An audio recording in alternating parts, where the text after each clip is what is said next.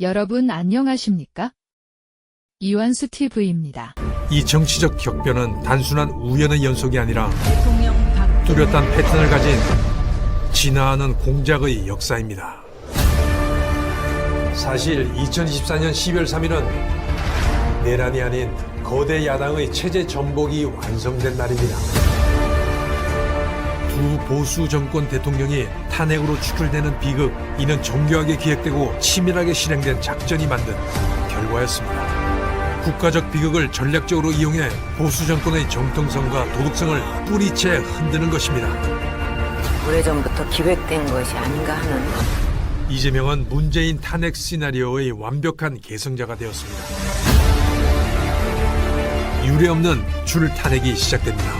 정부가 제출한 예산안을 야당이 단독으로 감액해 부정선거가 아니면 거대 야당을 만들 수 없고, 통계적으로는 조작이 아니면 나올 수 없는 그래프입니다. 비상계엄은 공정한 선거를 통해 새로운 대한민국을 건설하라는 하늘이 대한민국에게 내린 준엄한 경고입니다.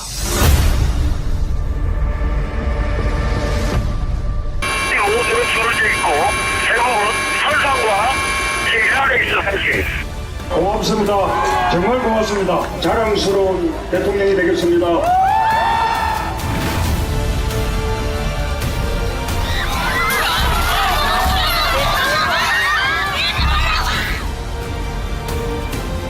참사를 빌미로 극한의 대립을 하고 이용하려는 모습을 보이면서 즉각 명식적 권력을 버리고 하야해야 합니다.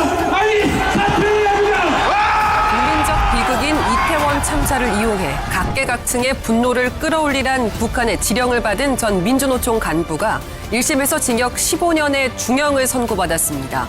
이태원 참사의 진짜 주범 윤석열은 퇴진하라!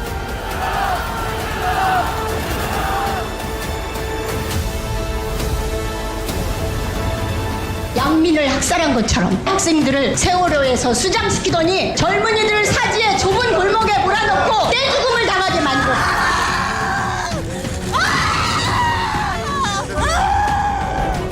필명 드루킹이 민주당 김경수 의원에게서 언론 기사 링크를 전송받은 뒤 처리하겠다고 답한 사실이 확인됐습니다.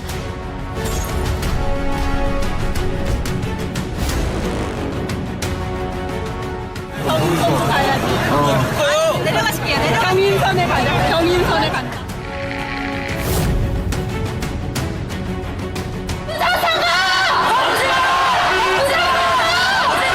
취재를 제가 시작을 하면서 설마 했어요.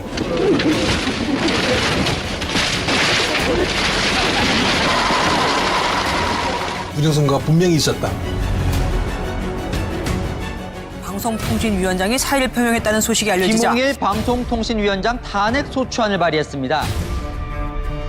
당신이 공직을 맡게 당연히 있어요.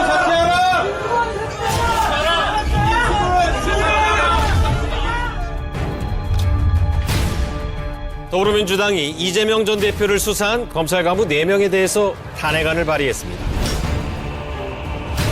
대한민국 검사 모두를 탄핵해도 이재명 사법 리스크는 사라지지 않을 것입니다.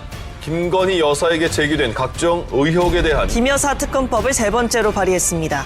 김건희에 대해서 불기소 처분을 내렸던 중앙지검장 이창수를 포함한 검사 3인과 체제의 감사원장에 대한 탄핵안이 12월 4일 오후 2시에 상정되어 있는 상황이었습니다.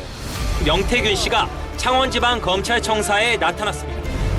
내가 구속되면 갖고 있는 녹취와 자료를 다 폭로하겠다고 말한 걸로 알려졌습니다.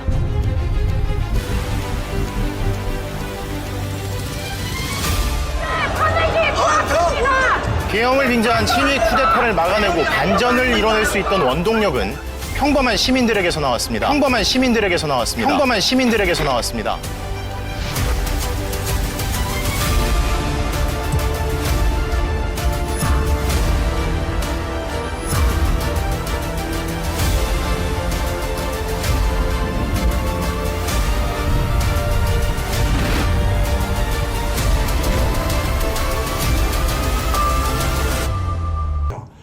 피를 흘릴 수도 수도 있고 그 전에 합법적인 방법이 얼마든지 있어요. 단지 이걸 어떻게 조직화할 것인가가 문제거든요. 지금 이란처럼 많은 사람이 죽어나가서 정부가 바뀔 수도 있고 아니면 합법적인 방법으로 얼마든지 방법이 있을 수 있습니다. 거리에 나와서 저희가 시위에 참여하는 것도 방법이 될 수 있고요. 근데 어저께 그 민 의원이 여기 참석해가지고 이제 이런 질문이 나와서 답변을 하는데 이렇게 뭐 10,000명, 20,000명 나와가지고는 절대 해결이 안 됩니다. 어떻게 하냐면 최소한 100만 명 이상이 한꺼번에 광화문이든지 여의도든지 어디든지 나와서 정말로 지금 현 정부가 위협을 느끼도록 해야 됩니다. 그거는 저희가 합법적으로 할 수 있는 국민 저항권 중에 하나입니다. 방법은 얼마든지 할 수 있고요. 지금 저희가 필요한 건 정말로 정직하고 그 다음에 우리를 리드해 줄 수 있는 어떤 리더가 필요해요. 그 리더를 빨리 찾고 그 사람한테 힘을 강력하게 실어줌으로써 우리가 이런 지금 난국을 극복할 수 있다고 생각합니다. 희망은 얼마든지 있고요. 그 첫 단계가 제가 만든 우리나라가 2016년 세월호 있었던 14년부터 지금까지 이렇게 모든 일들이 있는 게 절대로 우연이 아닙니다. 정말로 치밀한 공작에 의해서 지금 이게 만들어지고 있고 앞으로도 계속 할 거예요. 그리고 그 모든 것에 부정선거가 있습니다. 그 부정선거나 퍼즐을 맞추지 않으면 이 모든 게 하나도 해결 안 돼요. 여러분이 생각하시는 사전선거가 왜 저렇게 바뀌지 않고 있는가라는 걸 생각해 보신다면 사전선거는 그들에게 유리하기 때문에 그런 거예요. 사전선거에서 사전선거 득표율이 당일선거 득표율보다도 높은 적이 한 번도 없습니다. 아까 22대 총선 2024년에 있었던 21대 총선 2020년에 있었던 전부 다 사전선거 득표율은 당일선거 득표율 국민의힘이 98% 97%다 져요. 이게 말이 됩니까? 절대로 있을 수가 없습니다. 어떤 혹자는 민주당 지지자들이 사전선거에 많이 나가서 됐다고 하지만 통계적으로는 절대 반대 상황을 말하고 있어요. 통계는 절대 거짓말하지 않습니다.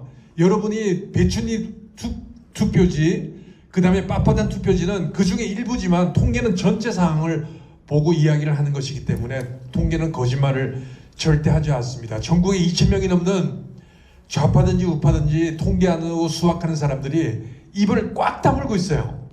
만일에 제가 부정된 것을 이야기하고 지금 이렇게 이야기하는 이 통계적인 자료, Z값을 포함해서 대수의 법칙 이런 것들이 정말 0.1%라도 틀린 게 있다고 하면 그 사람들 당연히 저를 고소하고 가만히 두지 않았을 겁니다. 입 다물고 가만히 있습니다. 진실이 거기에 있기 때문입니다. 단순한 정치 논쟁이 아닙니다. 우리는 이미 체제전쟁이 한가운데에 서 있습니다.